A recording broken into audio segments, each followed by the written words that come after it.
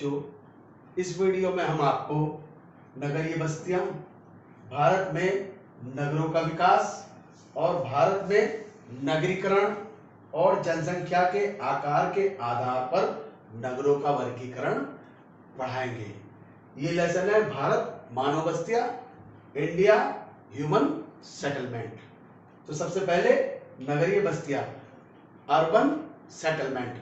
नगरीय बस्तियां विशाल आकार की होती है, बहुत बड़ी होती है, उनको ही नगरीय बस्तियां कहती हैं, जो बहुत बड़ी होती हैं। ये बस्तियां कई प्रकार के आर्थिक और प्रशासनिक कार्यों से जुड़ी होती हैं। एडमिनिस्ट्रेटिव वर्क भी होता है, इकोनॉमिक वर्क भी इन ही नगर बस्तियों में होता है, क्योंकि जो गांव की बस्तियां होती हैं वो छोटी होती हैं और उनके अंदर प्राथमिक क्रियाएं ज्यादा होती हैं, और नगरीय बस्तियों में आर्थिक और प्रशासनिक कार्य ज्यादातर होते हैं। मगर ये बस्तियां जो है, नगरीय बस्तियां ग्रामीण बस्तियों से डायरेक्टली और इनडायरेक्टली रूप से जुड़ी रहती हैं। दोनों में आदान प्रदान होता है। गांव से आपके दूध, सब्जियां और कच्चा माल शहरों की तरफ जाता है, और शहरों से जो फैक्ट्रियां होती हैं वो उसको तैयार करके इन गांवों की तरफ फिनिश प्रोडक्ट को, और रोजगार और बहुत सारी चीजें शहरों के अंदर होती है, तो वह गांव के लिए लाभकारी होती है और गांव शहर के लिए लाभकारी होता है। दोनों में एक गहरा संबंध पाया जाता है। तो ये नगरीय बस्तियां जो बहुत विशाल होती हैं। तो भारत में नगरों का विकास, अब भारत में कैसे नगरों का विकास हुआ है, ये तीन तरह का होता है: प्राचीन नगर, मध्यकालीन नगर, आधुनिक नगर। तो भारत में नगरों का विकास प्रागैतिहासिक काल, मतलब वो काल जिस समय का निश्चित एवं पूरा इतिहास मिलता है, उससे पहले का इतिहास। प्रागैतिहासिक काल उसको कहते हैं जिस समय का इतिहास मिलता है उससे पहले का इतिहास, इतिहास से पहले का इतिहास, उसे प्रागैतिक हासिक काल कहते हैं। से भारत में नगरों का विकास उसी टाइम से शुरू हो गया था, बहुत हजारों साल पहले से शुरू हो गया था। तो यहां तक कि सिंधु घाटी सभ्यता काल में, सिंधु घाटी सभ्यता में बहुत पुरानी सभ्यता है, इसको इंडस वैली सिविलाइजेशन भी कहते हैं। तो हमारे देश में मोहनजोदाड़ो, हड़प्पा जैसे नगरों के वजूद के सबूत मिले हैं, और विभिन्न युगों में उनके विकास के आधार पर भारतीय नगरों को 3 भागों में बांटा गया है। कुछ नगर ऐसे हैं जो बहुत ही पुराने नगर हैं, इन्हें प्राचीन नगर भी कहते हैं। कुछ नगर ऐसे हैं जो राजा महाराजाओं के जमाने में विकास हुआ है जिन नगरों का, उनको जो है मध्यकालीन नगर कहते हैं। और कुछ नगर ऐसे हैं जो अंग्रेज और यूरोपियन के जमाने के हैं, उन्हें आधुनिक नगर कहते हैं। तो सबसे पहले प्राचीन नगर। तो भारत के अंदर बहुत सारे नगर जो प्राचीन नगर है, जो हजारों साल पहले हैं, जैसे आपके वाराणसी, प्रयाग जिसे इलाहाबाद कहते हैं, पाटलिपुत्र, पटना जिसका नया नाम पटना है, और मदुरई, ये भारत के बहुत ही प्रमुख प्राचीन नगर हैं।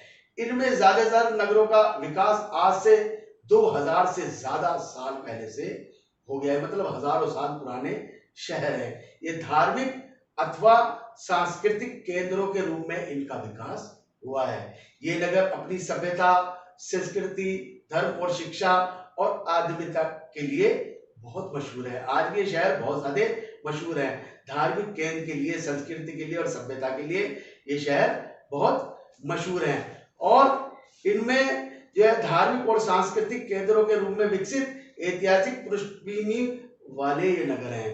इनमें ज्यादातर मंदिर पाए जाते हैं और सांस्कृतिक केंद्र हैं, और ये बहुत ही ज्यादा पुराने, हजारों साल पुराने नगर हैं। इनको प्राचीन नगर कहा जाता है। ये 2000 साल से ज्यादा के पहले के नगर हैं, इसलिए इनको प्राचीन नगर कहा जाता है। दूसरे नंबर के हैं मध्यकालीन नगर। अब भारत के इतिहास में मध्यकाल से जुड़े नगर, मतलब मध्यकाल का मतलब मीडियम टाइम, एक प्राचीन समय जो बहुत पुराना समय है, एंशिएंट टाइम, और मध्यकालीन मतलब बीच का समय, जो इतिहास में बीच का समय होता है, उसे मध्यकालीन, उस जमाने के नगर को मध्यकालीन नगर कहते हैं। तो भारत के इतिहास के मध्यकाल में जुड़े नगर हैं जिनका विकास रजवाड़ों, राजा महाराजाओं के राज्यों के ने किया और राज्यों के मुख्यालयों के रूप में किया। वर्तमान में लगभग 100 नगरों का विकास मध्यकालीन युग में हुआ। जो प्राचीन नगर तो जो पुराने नगर हो गए, तो मध्यकालीन जो बीच का टाइम था जिसमें राजा महाराजा हिंदुस्तान में राज करते थे, उस जमाने में भी 100 नगरों का विकास हुआ। इनमें से ज्यादातर किला नगर थे। उन नगरों में ज्यादातर आज भी किला पाया जाता है। आप देख रहे हैं भारत के अंदर बहुत सारे नगर हैं जिनमें किले बने हुए हैं, इसलिए इनको किला नगर भी कहा जाता है। और इनका निर्माण प्राचीन खंडरों पे हुआ। जो प्राचीन खंडर थे उन्हीं के ऊपर इन किलों का निर्माण हो गया।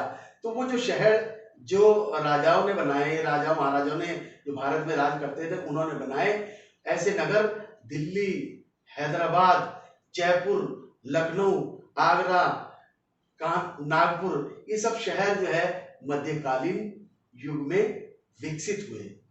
प्राचीन काल में तो दूसरे शहर विकसित हुए, मगर ये जो शहर है दिल्ली और हैदराबाद और जयपुर, ये मध्यकालीन युग में विकसित हुए।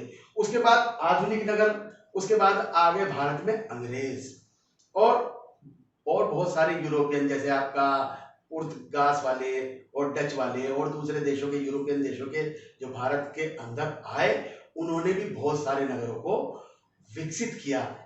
उन नगरों को आधुनिक नगर कहते हैं। जैसे ब्रिटिश काल में अंग्रेजों तथा यूरोपियनों ने अनेक नगरों का विकास इसलिए किया, वो अपने फायदे के लिए ही अंग्रेज हर काम करते थे, समझे। तो ये अंग्रेजों के विकसित किए और यूरोपियों के बनाए हुए नगर हैं जिनको आधुनिक नगर कहते हैं। सबसे पहले उन्होंने भारत में जो नगर बनाए वो समुद्र के किनारे बनाए, क्योंकि समुद्र के किनारे से वो पानी के जहाज से सामान को ला सकते थे और ले जा सकते थे। तो समुद्र, क्योंकि भारत के तीन तरफ समुद्र है, समुद्र तीन तरफ होने की वजह से तो भारत की बहुत बड़ी सीमा, समुद्र तटीय सीमा, वो पानी से लगी हुई है।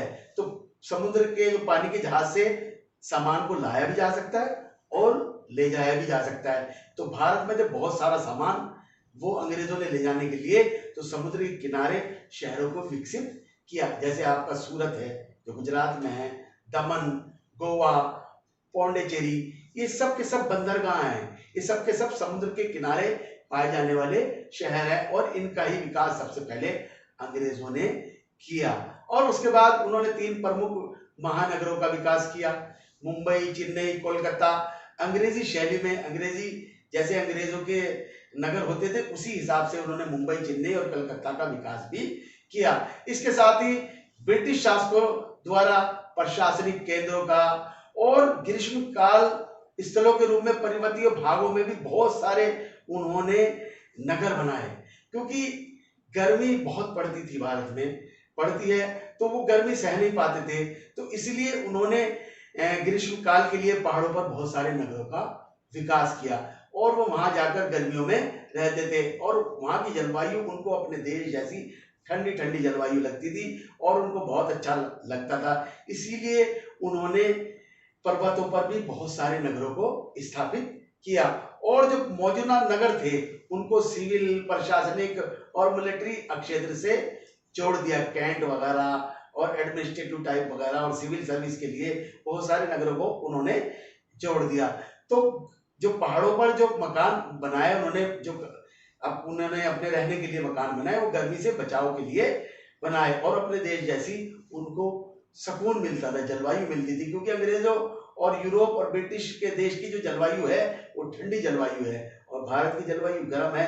मगर अगर आप गर्मियों में पहाड़ों पर चले जाए तो वहां की जलवायु ठंडी होती है, तो उनको अपने देश की जलवायु लगती थी और उन्हें अच्छा लगता था। इसीलिए अंग्रेजों ने बहुत सारे शहर, मसूरी, देहरादून, अल्मोड़ा, रानीखेत, ये सब अंग्रेजों के ही बसाए हुए हैं और उसी वजह से उनको ठंडा महसूस करता था और वहां उन्होंने बहुत सारे शहरों को बनाया। मगर सन 1850 के बाद आधुनिक उद्योगों पर आधारित नगर जमशेदपुर की स्थापना हुई। ये आधुनिक उद्योग पर आधारित था जो 1850 में बनाया गया। जमशेदजी टाटा बहुत मशहूर है, जिनकी टाटा कंपनी है, TISCO Tata iron and steel company की स्थापना जमशेदपुर में हुई, जो बहुत जमशेदपुर इसी के लिए मशहूर है, जो टाटा नगर के नाम से भी जाना जाता है। तो आजादी के बाद भारत के विभिन्न भागों में अनेक प्रशासनिक केंद्रों के रूप में चंडीगढ़ बना, भुवनेश्वर और आपका गांधीनगर, दिसपुर, इन शहरों का विकास हुआ आजादी के बाद। और बहुत सारे औद्योगिक केंद्रों का विकास हुआ, जैसे भिलाई, दुर्गापुर, सिंदरी, बरौनी, ये सब औद्योगिक केंद्र हैं। तो कुछ प्रशासनिक नगर और कुछ औद्योगिक नगर आजादी के बाद भारत में स्थापित हुए। पुराने नगरों के चारों ओर अनेक उप नगरों का तेजी से विकास हुआ। जो बड़े बड़े महानगर थे तो उनके चारों ओर छोटे छोटे नगर जो थे उनका भी तेजी से विकास होने लगा है। उसके बाद आता है आपका भारत में नगरीकरण। नगरीकरण का मतलब अर्बनाइजेशन, शहरीकरण, शहरों का बढ़ना। शुरुआत में तो भारत में 3% लोग ही शहरों में रहते थे और ज्यादातर जनसंख्या भारत की गांव में निवास करती थी। मगर जैसे जैसे जनसंख्या बढ़ने लगी, शहरों की आबादी बढ़ने लगी और अब शहरों की आबादी इतनी है कि शहरों का परसेंटेज नगरीय जनसंख्या का बढ़ता जा रहा है। तो नगरीकरण या अर्बनाइजेशन के स्तर के माप कुल जनसंख्या में नगरीय जनसंख्या के प्रतिशत के रूप में किया जाता है। जितनी जितनी नगर की जनसंख्या परसेंटेज में बढ़ेगी वो नगरीकरण को बताता है। वो बताता है कि शहर कितनी तेजी से बढ़ रहा है। अब 2011 की जनगणना के अनुसार भारत का नगरीकरण का 31%, यानी कि 31% भारत की जनसंख्या शहरों में निवास करती है इस टाइम। और पहले भारत की जनसंख्या 3% नगरों में निवास करती थी। ज्यादातर जनसंख्या आपकी गांव में निवास करती थी। मगर जैसे जैसे गांव से लोग बहुत सारे शहरों में जाके बस गए तो शहरों की जनसंख्या बढ़ने लगी और आज की डेट में 31% शहरों में पाई जाती है और 70% आपकी गांव में पाई जाती है। और पहले 90-95% तक के गांव में पाई जाती थी और 4-5% के करीब शहरों में पाई जाती थी। और 20वीं शताब्दी के अंतर्गत भारत की नगरीय जनसंख्या 11 गुना बढ़ी, यानी कि 20वीं शताब्दी में सबसे ज्यादा तेज जनसंख्या भारत की शहरों में बढ़ी। गांव की जनसंख्या कम हुई, शहरों की जनसंख्या जैसे जैसे जनसंख्या बढ़ रही, शहरों की आबादी बढ़ रही है, गांव की जनसंख्या कम हो रही है। गांव का परसेंटेज कम हो रहा है और शहरों की आबादी का परसेंटेज बढ़ रहा है। 31% फिलहाल नगर की जनसंख्या भारत की है। उसके बाद आता है जनसंख्या के आकार के आधार पर नगरों का वर्गीकरण। जनसंख्या के हिसाब से ही नगरों को बांटा गया है। अब अगर किसी नगर में उसकी जनसंख्या 1 लाख से अधिक है तो वो नगरीय केंद्र को नगर अथवा प्रथम नगर कहेंगे। अगर उसकी जनसंख्या 1 लाख से अधिक है तो उस नगरीय केंद्र को नगर अथवा प्रथम नगर कहेंगे। अगर किसी शहर की आबादी 10 लाख से 50 लाख की जनसंख्या वाले नगरों को महानगर कहेंगे। 10 लाख से 50 लाख वालों को महानगर कहेंगे और 50 लाख से अधिक जनसंख्या वाले नगरों को मेगानगर कहेंगे। मेगानगर का मतलब बहुत बड़े नगर। तो भारत की लगभग 60% जनसंख्या प्रथम वर्ग के नगरों में रहती है, मतलब 1 लाख से अधिक जनसंख्या वाले नगरों में रहती है। तो 468 भारत में नगर पाए जाते हैं और जिनमें 6 मेगा नगर हैं जिनकी जनसंख्या 50 लाख से अधिक है।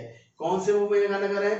दिल्ली, मुंबई, कोलकाता, चेन्नई, हैदराबाद, ये मेगा नगर है। इनकी जनसंख्या 50 लाख से भी ज्यादा है। तो 50 लाख से ज्यादा जनसंख्या वाले नगरों में कितनी जनसंख्या की परसेंटेज पाई जाती है? 21% जनसंख्या आपकी मेगा नगरों में रहती है।